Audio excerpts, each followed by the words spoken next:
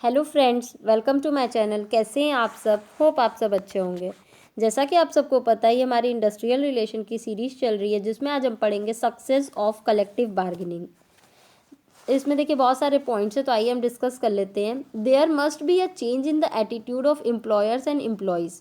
It is an approach indicates that the two parties are determined to resolve their differences in their respective claims in a peaceful manner. जो भी collective bargaining होता है वो क्या करता है, पहली बात तो एम्प्लॉयर्स और एम्प्लॉयज़ होते हैं उनके एटीट्यूड को चेंज करता है। और जो भी अगर मान लीजिए किसी भी तरीके के प्रॉब्लम क्रिएट हो जाती है एक ऑर्गेनाइजेशन में, तो उनको बहुत ही शांत तरीके से, बहुत ही पीसफुल मैनर में वो प्रॉब्लम सॉल्व करवाता है।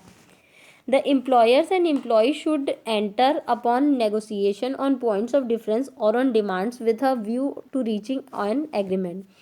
क्या होता है, देखिए ये प्रॉब्लम जो होता है वो किस वजह से क्रिएट हो सकता है वर्कर्स की कोई ऐसी डिमांड हो जो मैनेजमेंट के द्वारा फुलफिल नहीं की जा रही हो, या फिर मैनेजमेंट की कोई ऐसी डिमांड हो जिसको वर्कर्स नहीं मान रहे हो। तो यही सारे कुछ बेसिक रीज़न होते हैं जिनकी वजह से क्या होता है, कॉन्फ्लिक्ट अराइज होता है, और उन्हीं को सॉल्व करवाने का काम होता है कलेक्टिव बार्गेनिंग का।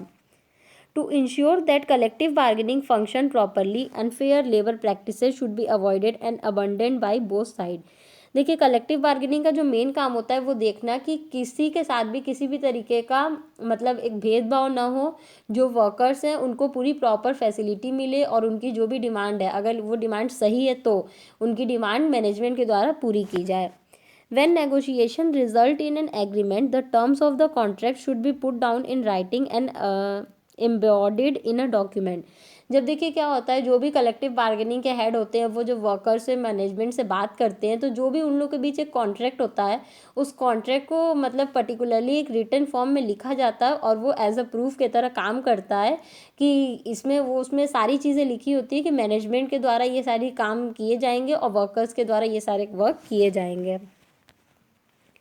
Collective bargaining should be based on facts and figure. मतलब कलेक्टिव बार्गेनिंग ऐसा नहीं है कि कुछ भी आप उठा के कलेक्टिव बार्गेनिंग के रिजल्ट में लिख दिए। उसमें क्या होती है, जितने भी फैक्ट और फिगर होते हैं, मतलब जो भी चीज़ अज्यूम किया जाता है और वर्कर्स से नहीं, ठीक है, तो जितने भी फैक्ट्स और फिगर होते हैं, मतलब पूरा रिसर्च करने के बाद, वर्कर से बात करने के बाद, मैनेजमेंट से बात करने के बाद जो भी रिजल्ट सामने आता है उसी को लिखा जाता है। Once an agreement is reach, it must be honoured and fairly implemented. अगर एक बार कोई एग्रीमेंट हो गया मैनेजमेंट और वर्कर्स के बीच में, तो उस एग्रीमेंट को पूरे प्रॉपरली अच्छे से मतलब सही सही तरीके से फॉलो किया जाता है। Both parties need to have an open mind and a positive attitude. They should listen to and try to understand the other person viewpoint and limitation. दोनों पार्टीज़ यानी जो वर्कर्स है और जो मैनेजमेंट है, उन दोनों का माइंड क्या होना चाहिए, एकदम फ्री होना चाहिए। मतलब उनको किसी भी तरीके का एक दूसरे पे शक नहीं होना चाहिए, और उन दोनों को क्या करना चाहिए, हमेशा एक दूसरे की बातों को सुनना चाहिए और समझना चाहिए। अ provision for arbitration should be incorporated in the agreement, which should become operative when there is any disagreement on the interpretation of its terms and condition. मतलब एक प्रोविज़न भी बनाया गया है, ठीक है, कि अगर कोई भी, चाहे वर्कर्स हो चाहे मैनेजमेंट हो, अगर वो कॉन्ट्रैक्ट में जो भी एग्रीमेंट हुआ है, ठीक है, उसके बेसिस पे वर्क नहीं करते हैं, ठीक है, या उस एग्रीमेंट के गाइडलाइंस को फॉलो नहीं करते हैं, तो उनके लिए भी एक प्रोविज़न है कि उनको या तो कोई पनिशमेंट मिलेगी या तो फिर सज़ा हो जाएगी। जिस तरीके का वो गलती करेंगे उस टाइप की उनको पनिशमेंट मिलेगी। होप ये टॉपिक आपको समझ में आया होगा। फिर भी किसी को कहीं कोई भी प्रॉब्लम हो तो आप मुझे कमेंट सेक्शन में कमेंट करके पूछ सकते हैं। Thank you so much. Please like, subscribe and share my channel. किसी को इस सब्जेक्ट या किसी भी सब्जेक्ट के नोट्स चाहिए तो वो मेरा डिस्क्रिप्शन बॉक्स चेक कर सकता है। Thank you.